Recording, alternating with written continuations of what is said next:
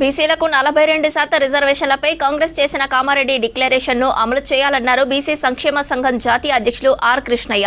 42% BC రిజర్వేషన్లు అమలు చేస్తూ స్థానిక సంస్థల ఎన్నికలకు వెళ్లాలని డిమాండ్ చేశారు.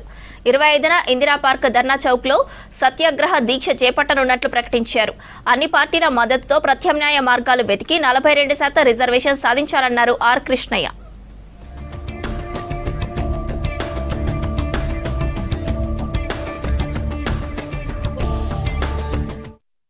మరొకసారి ఆర్డినెన్స్ గవర్నర్ పంపి తీసుకురావడం లేదా మ్యానమస్ పిటిషన్ సుప్రీంకోర్టులో వేసి దీన్ని ఆమోదించాలని వేస్తే తప్పనిసరి ఆమోదించే అవకాశం ఉంది.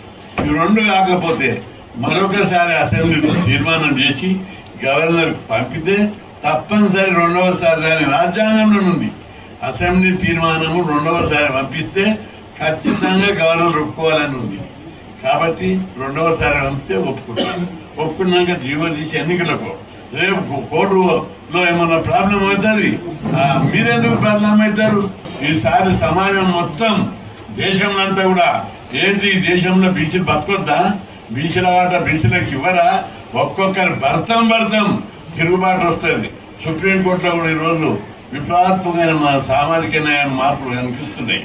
సుప్రీంకోర్టులో ప్రస్తుత జడ్జి గారు గొప్పగా ఎస్సీ ఎస్టీ బీసీలకు ఉద్యోగాలలో సుప్రీంకోర్టులో రిజర్వేషన్లు కల్పించారా, అందుకు సుప్రీంకోర్టు జడ్జికి మేము కృతజ్ఞతలు చెప్తున్నాం. అదేవిధంగా హైకోర్టులలో కూడా పెట్టాలని ఆర్డర్ ఇచ్చారు. కాబట్టి సామాజిక న్యాయం వైపు దేశం తొంగి చూస్తున్నది. ఈ సంధి కాలం లోపల బీసీలకు ఇక్కడ అన్యాయం జరిగితే మాత్రం తిరుగుబాటు తప్పదని తెలుస్తున్నాం.